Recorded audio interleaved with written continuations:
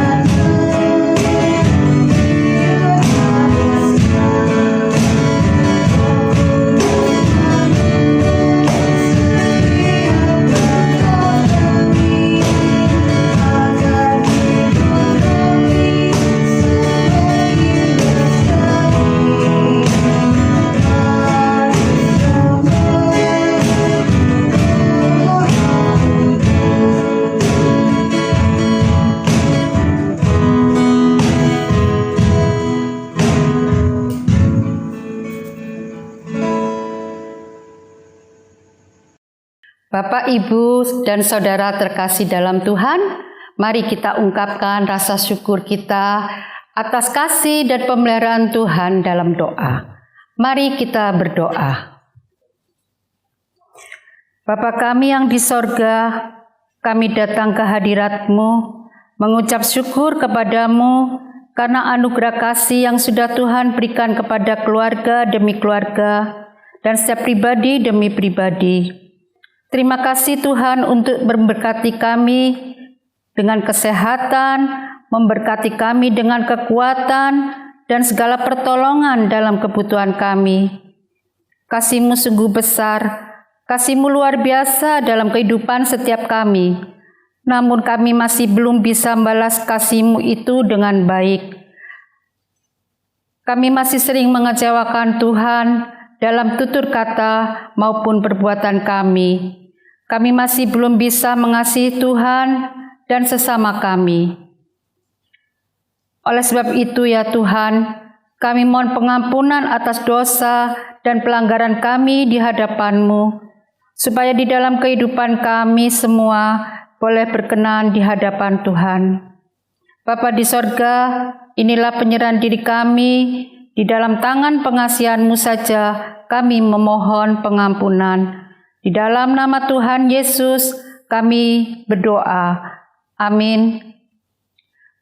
Mari Bapak, Ibu, dan Saudara yang terkasih dalam Tuhan, kita sambut kasih Tuhan dengan menaikkan pujian dalam Kidung Jemaat nomor 178, bait pertama dan kedua.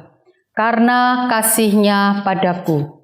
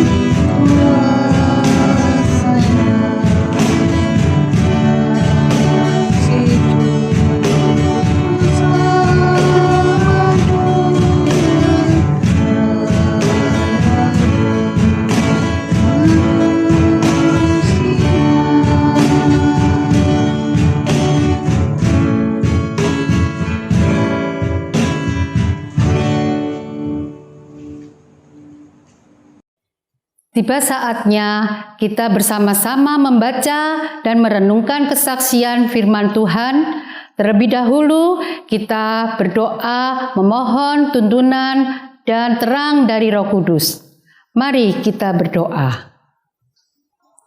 Segala hormat, puji dan sembah kami naikkan kepadamu ya Tuhan. Buat kasih setia dan rahmat-Mu yang selalu baru kami rasakan. Sehingga di malam hari ini kami kembali dapat beribadah keluarga, memuji dan memuliakan nama-Mu. Tuhan, berkati pembacaan firman dan perenungan malam hari ini. Tuhan terangi mata hati kami, agar firman Tuhan yang kami baca dan renungkan bersama menjadi petunjuk bagi kehidupan kami dan menjadi kekuatan bagi iman percaya kami kepadamu. Layakkan dan mampukan hamba-Mu yang menyampaikan firman-Mu. Berfirmanlah ya Tuhan, kami siap mendengarkan. Di dalam nama Tuhan Yesus kami berdoa. Amin.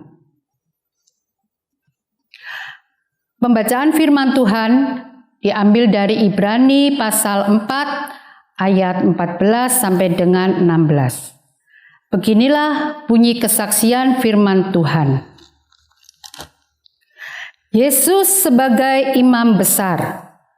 Karena kita sekarang mempunyai imam besar agung yang telah melintasi semua langit, yaitu Yesus, Anak Allah.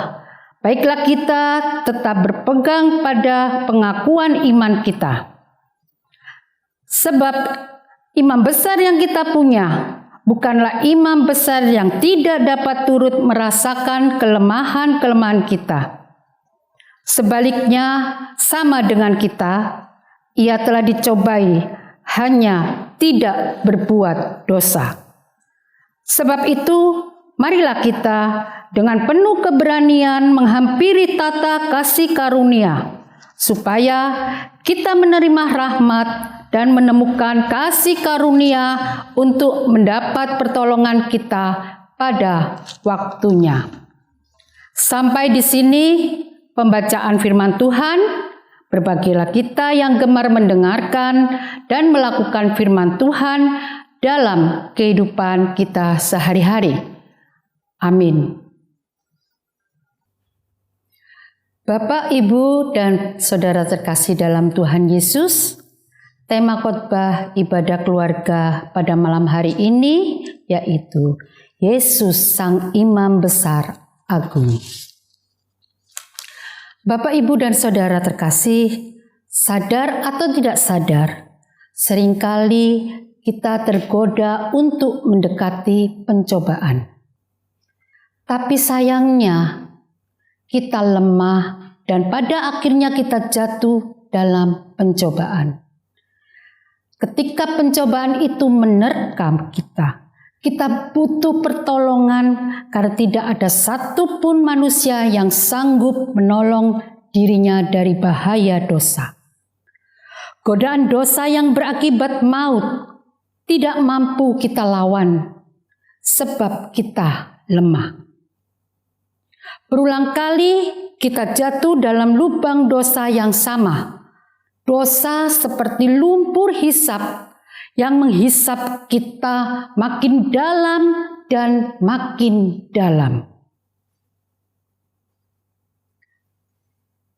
Kita adalah manusia lemah.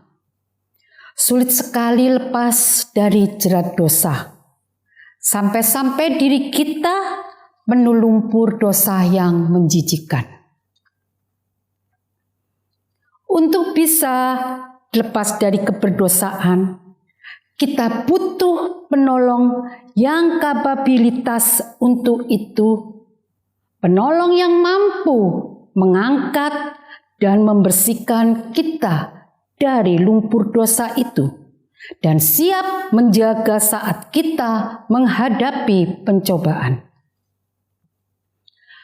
Tapi pertanyaannya, siapa yang punya kapabilitas untuk menolong kita dari dosa? Bapak, Ibu, serta saudara yang terkasih, bersyukur pada Tuhan kita, Yesus Kristus.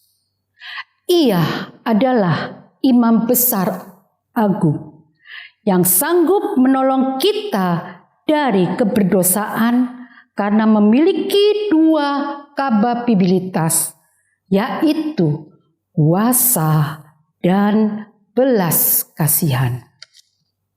Mari kita perhatikan kapabilitas Yesus Kristus yang pertama, yaitu memiliki kuasa. Kita bisa melihat di ayat ke-14. Bapak, Ibu, saudara yang kasih, sama halnya dengan kita, ketika kita berdosa, siapa yang bisa mengampuni kita? Dan kepada siapa kita harus minta pengampunan? Hanya Allah lah yang berkuasa untuk mengampuni kita. Sebab dosa merupakan sebuah pelanggaran terhadap hukum Allah. Namun saudara, bagaimana caranya kita dapat menghadap Allah yang suci itu dan meminta pengampunan? Bukankah kita yang berdosa itu tidak layak menghadap Allah yang suci? Bapak, Ibu, saudara yang terkasih dalam Tuhan, satu-satunya jalan yang disediakan Allah adalah melalui Yesus. Yesuslah yang punya kuasa untuk menolong kita menghadap Allah. Di dalam Ibrani 4 ayat yang ke-14 berkata bahwa Yesus melintasi langit. Ibrani 4 ayat ke-14 berkata bahwa Yesus telah melintasi langit. Melintasi artinya telah melampaui, melewati satu area. Untuk mengerti maksud dari kata melintasi, kita harus mengerti konteks jabatan imam besar. Dulu, pada masa Perjanjian Lama, seorang imam besar memiliki satu tugas khusus satu kali dalam setahun. Dia harus melintasi ruang kudus untuk menuju ruang Maha Kudus yang dibatasi tabir pembatas. Dia masuk ke dalam ruangan paling kudus dalam rumah Tuhan untuk menghadap hadirat Tuhan. Disitulah imam besar menjadi perantara antara umat Tuhan dengan Tuhan untuk meminta pengampunan dosa kepada Tuhan dengan mempersembahkan korban. Bapak Ibu yang terkasih dalam Tuhan, imam besar melintasi ruang kudus ke ruang Maha Kudus. Tetapi Yesus, imam besar agung kita, telah melintasi langit. Di dalam Ibrani pasal yang ke-9 ayat ke-24 berkata, sebab Kristus bukan masuk ke dalam tempat kudus buatan tangan manusia, yang hanya merupakan gambaran saja dari yang sebenarnya, tetapi ke dalam sorga sendiri untuk menghadap hadirat Allah, guna kepentingan kita. Dia telah masuk ke ruangan yang terkudus, yaitu sorga. Tidak sekali dalam setahun, tapi selama-lamanya.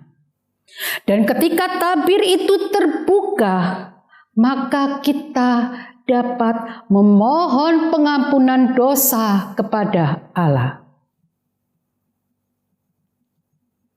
Alkitab mengatakan bahwa imam besar agung kita, Yesus Kristus, adalah anak Allah.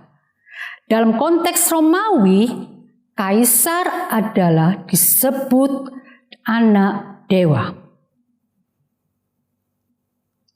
Tetapi dalam esensinya berarti kaisar itu dewa.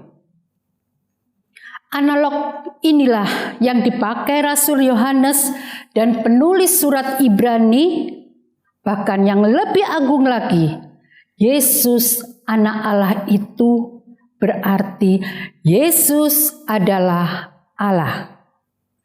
Allah itu Maha Kudus. Itu artinya Yesus sebagai anak Allah juga kudus. Karena itu imam besar agung kita tidak hanya berkuasa karena melintasi langit, tetapi juga karena Dia adalah Allah itu sendiri. Bapak, Ibu, Saudara yang terkasih dalam Tuhan, pada awal abad 20, mobil mulai marak dipasarkan di Amerika. Ada seorang bapak tua yang mengendarai mobil Ford, sebuah merek mobil yang terkenal saat itu. Tiba-tiba mesin mobilnya rusak di tengah jalan dan tidak bisa berjalan lagi. Celakanya, pada waktu itu jarang ada orang yang mengerti mesin mobil. Jadi, berjam-jam bapak tua itu mencoba memperbaiki mobil itu sendirian. Namun tetap tidak bisa. Orang itu melihat bahwa mobil yang rusak itu tidak akan bisa diperbaikinya sendiri. Pada akhirnya muncullah satu orang datang untuk membantu bapak itu.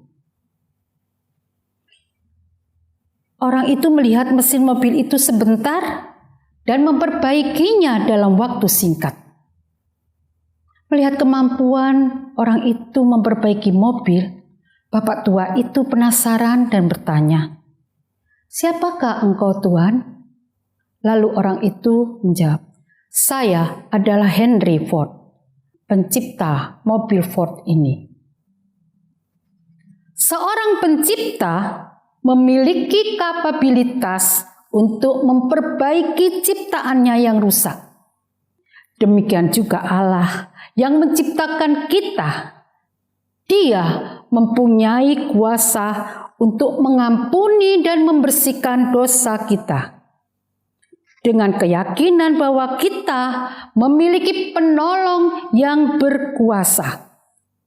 Janganlah kita terus-menerus menutup diri dalam kehidupan tanpa harapan karena dosa-dosa kita. Tetapi marilah kita datang kepada Dia, Allah yang sanggup menghapus dosa kita dengan perantaraan Yesus Kristus sebagai Imam Besar Agung kita. Bapak, Ibu, serta saudara yang terkasih dalam Tuhan, kapabilitas Yesus Kristus yang kedua yang kita perhatikan adalah memiliki belas kasihan. Dapat kita lihat pada ayat 15 dan ayat ke-16. Orang yang tidak mampu mengampuni adalah orang yang tidak mempunyai belas kasihan.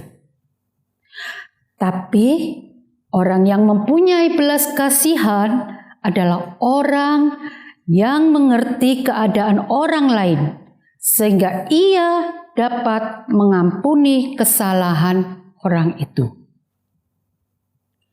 Alkitab berkata di ayat 15 bahwa Yesus bukanlah imam besar yang tidak turut merasakan kelemahan-kelemahan kita. Saya berpikir, kenapa ayat ini menggunakan kalimat negatif? Kenapa tidak memakai kalimat positif saja? Bukankah akan lebih enak didengar dengan menggunakan kalimat seperti ini?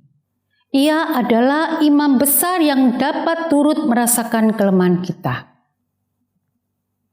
Bapak, Ibu, serta saudara yang terkasih dalam Tuhan, rupanya penggunaan kalimat negatif menunjukkan kontras antara imam besar dengan Yesus.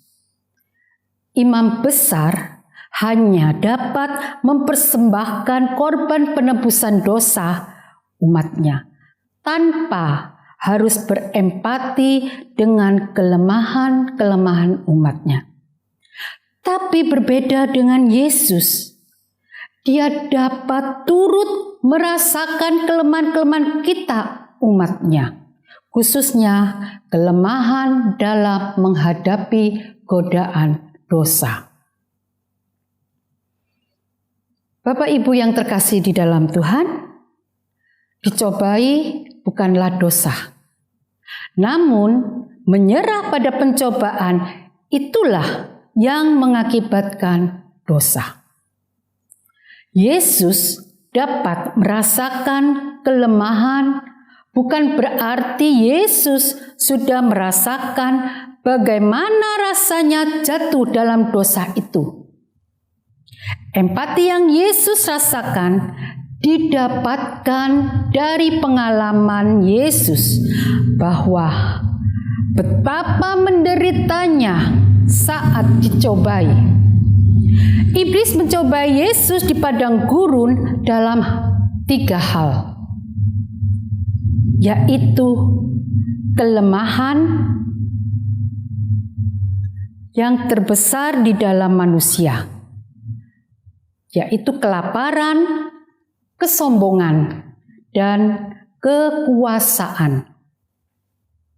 Yesus merasakan betapa menderitanya manusia saat dicobai, bahkan hingga menjelang akhir hidupnya.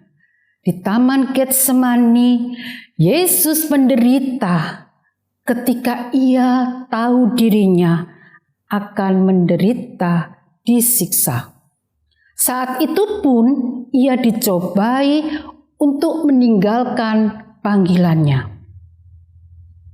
Namun Bapak Ibu serta saudara yang terkasih dalam Tuhan, berita gembiranya dikatakan pada kalimat selanjutnya dalam ayat 15, bahwa ia telah dicobai, hanya tidak berbuat dosa. Itu artinya Yesus tidak jatuh dalam dosa. Tidak berbuat dosa menunjukkan kemenangan Yesus. Bukan hanya sekali saja, tetapi terus-menerus ia menang melawan pencobaan. Yesus menjadi pribadi yang tetap sempurna, tidak dinodai dosa. Sebagai pribadi yang sempurna itulah Yesus mampu menjadi korban penebusan yang sempurna pula. Bapak, Ibu, saudara yang terkasih dalam Tuhan, turut merasakan penderitaan atas kelemahan manusia menjadi kunci bagi Yesus untuk memberikan rahmat dan kasih karunia bagi manusia. Itu artinya, karena belas kasihannya, maka Yesus mau memberikan pengampunan dan keselamatan bagi kita. Karena itu, penulis surat Ibrani menulis ayat 16 yang berbunyi, "Sebab itu, marilah kita dengan penuh keberanian menghampiri tata kasih karunia, supaya kita menerima rahmat dan menemukan kasih karunia untuk mendapat pertolongan kita pada waktunya." Mari kita datang padanya dengan hati yang sungguh-sungguh. Kita berdoa dan berkomitmen menjadikan Yesus penolong kita. Kita yakini Yesus mampu dan mau menolong kita. Yesus adalah Imam Besar Agung yang punya kapabilitas untuk menolong kita.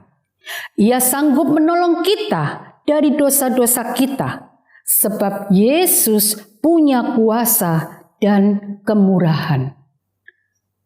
Oleh karena itu, Bapak, Ibu, serta saudara kekasih Tuhan, marilah kita memiliki setia berpegang teguh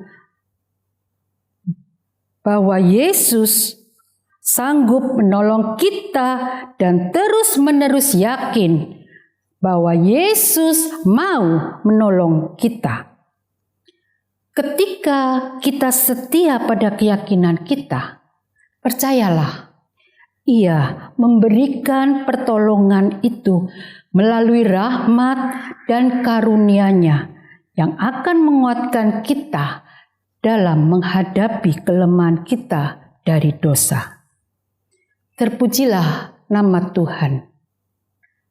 Amin. Bapak, Ibu, dan Saudara yang terkasih dalam Tuhan, mari kita menghimpun persembahan syukur kepada Tuhan dengan diiringi lagu dari Kidung Jemaat nomor 288, bait 1, 2, dan 3. Mari puji Raja Sorga.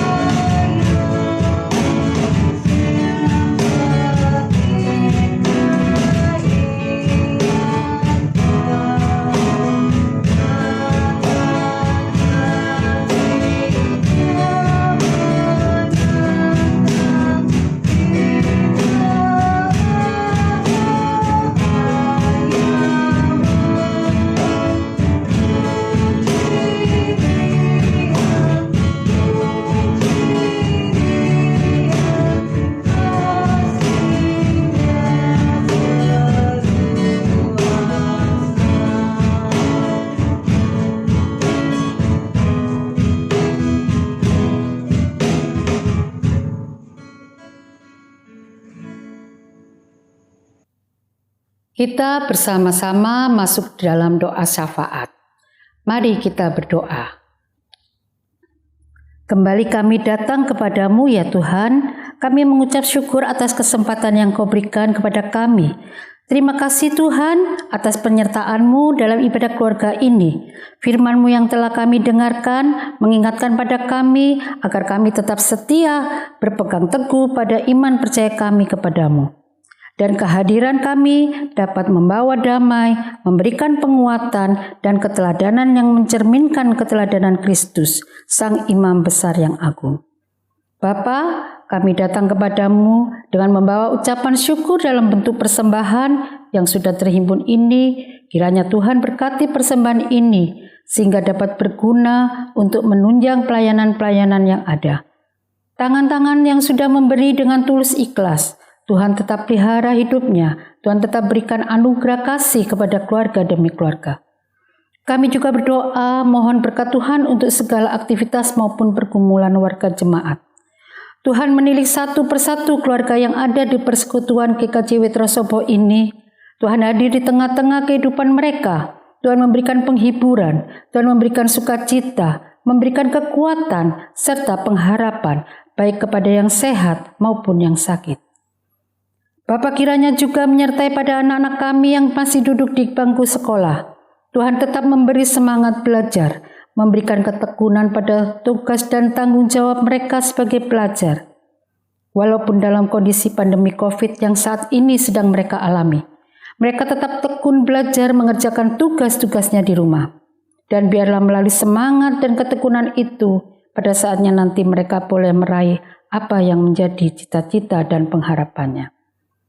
Kami sebagai orang tua, juga Tuhan berkati dalam kami mencari nafkah, maupun dalam kami mengurus rumah tangga kami masing-masing. Berkati kami dengan kekuatan dan kemampuan untuk menjalani dan membina bahtera keluarga kami masing-masing. Bapa, kami juga mohon berkat-Mu untuk keluarga Bapak Pendeta Yudi Heristiono. Tuhan berkati di dalam tugas dan pelayanannya, juga para penatua dan diaken, pengurus kelompok, pengurus komisi, dan tim multimedia. Tuhan memberkati pelayanan mereka. Tuhan jagai kesehatan dan kesetiaan mereka dalam pelayanan kepada Tuhan dan warga jemaat. Bapa, kami mohon penyertaan dan berkat Tuhan di dalam program pembangunan rumah ibadah yang saat ini sedang berlangsung pembangunannya. Tuhan berkati panitia pembangunan dalam segala upaya dengan kesehatan dan kekuatan. Bapa di sorga, kami juga mohon berkat Tuhan untuk pemerintah, bangsa dan negara kami, Indonesia tercinta. Para pemimpin mulai yang ada di tingkat pusat sampai yang ada di daerah. Tuhan berikan roh akan hikmat dan kebijaksanaan sehingga kepemimpinan ini boleh mendatangkan kesejahteraan dan keadilan serta sukacita bagi seluruh warga negara. Bapa di sorga, inilah ucapan syukur dan doa sembahyang kami yang kami naikkan di dalam nama Tuhan Yesus Kristus yang telah mengajar kami berdoa. Bapa kami yang di sorga, dikuduskanlah namamu, datanglah kerajaan-Mu, jadilah kehendak-Mu di bumi seperti di sorga. Berikanlah kami pada hari ini makanan kami yang secukupnya, dan ampunilah kami akan kesalahan kami, seperti kami juga mengampuni orang yang bersalah kepada kami, dan janganlah membawa kami ke dalam pencobaan. Tetapi lepaskanlah kami daripada yang jahat, karena Engkaulah yang empunya kerajaan dan kuasa dan kemuliaan sampai selama-lamanya. Amin. Mari kita pujikan lagu penutup dari Nyanyikanlah Kidung Baru nomor 210, bait pertama, 2, dan 5. Ku utus kau.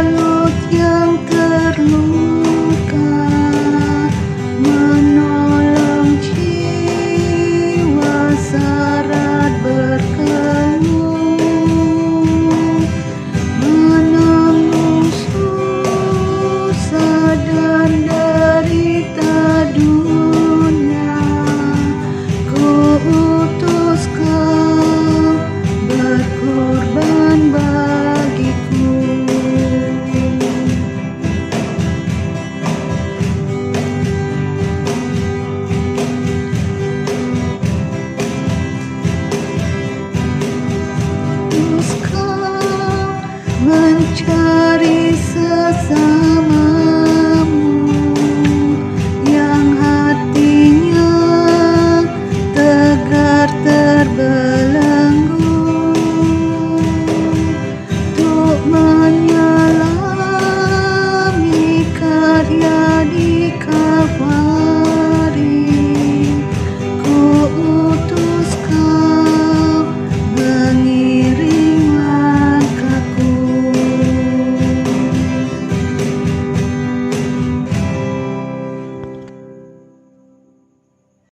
Bapak, Ibu, dan Saudara terkasih dalam Tuhan, kita akan mengakhiri ibadah keluarga malam ini, dan mari kita mengambil saat teduh menerima berkat Tuhan.